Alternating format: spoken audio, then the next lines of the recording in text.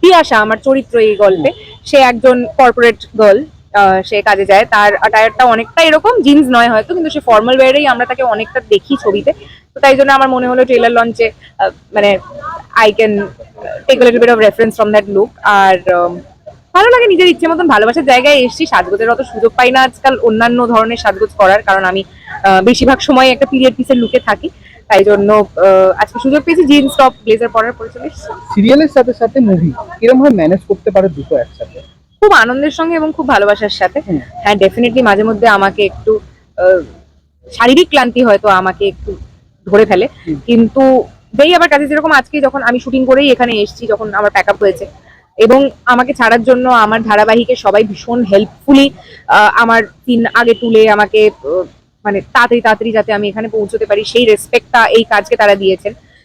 তাদেরকেও আমি অনেক অনেক ধন্যবাদ জানাবো। আমার অন্যান্য কাজের প্রমোশনে আমার প্রোডাকশন হাউস বা আমার চ্যানেল যেভাবে আমার পাশে থাকে, আমার পরিচালক যেভাবে আমার পাশে থাকে, আমার সহ অভিনেতারা যেভাবে আমার পাশে থাকেন, তাদের সবাইকে আমার অনেক অনেক ধন্যবাদ। আমি জানি না কেউ দেখবে কিনা, বাট মানে আমি সত্যি তাদের কাছে অনেকটাই কৃতজ্ঞ। না হলে এইভাবে এটাকে ম্যানেজ করা যেত না।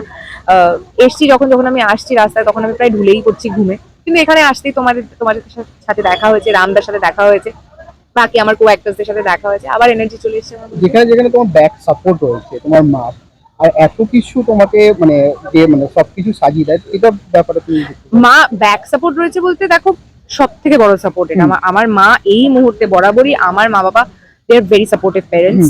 আমি পড়াশোনা কলেজ করতে করতেও যখন সিনেমা করেছি, তখনও আমার অনেক চাপ গেছে, তখনও আমার মা বাবার আমি প্রচুর সাপোর্ট পেয়েছি।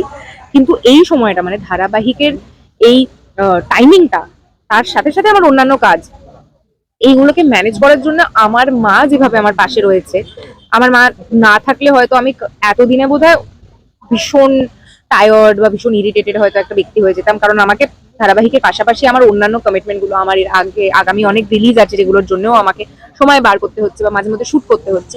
প্রোডাকশন হাউস, চ্যানেল, অন্যান্য টিমের সাপোর্ট ডেফিনেটলি আছে, কিন্তু আমার মা না থাকলে বাড়ি গিয়ে আমি যে সাপোর্টটা পাই, সেই সাপোর্টটা আমি যদি না পেতাম, আমার ঘুম থেকে উঠে কাজে আসার ওই এনার্জিটাই থাকতো। লাস্ট প্রশ্ন, যেহেতু তুমি একটু আগে বললে যে তোমার অনেক ফিল্ম রিলিজের দিকে আছে, কি কি ফিল্ম আপকামিং কি আসতে কি পারে? দেখো, কি কি প্রজেক্ট আমার রিলিজ হচ্ছে সেগুলো তোমরাও জানো, যে যতক্ষণ না অনুমতি পাওয়া যায় ততক্ষণ অভিনেতাদের বলা বারণ। তাই আমার এখন বলা বারণ। কিন্তু আর আমি আমার এই ছবির প্রমোশনে এসে অন্য কোনো ছবির কথা আমি এখন বলতে চাই না। ডেফিনেটলি সেখানেও তোমাদের সবার সাথে আমার দেখা হবে, সেই ছবি নিয়ে তখন কথা হবে, সেই কাজ নিয়ে কথা হবে।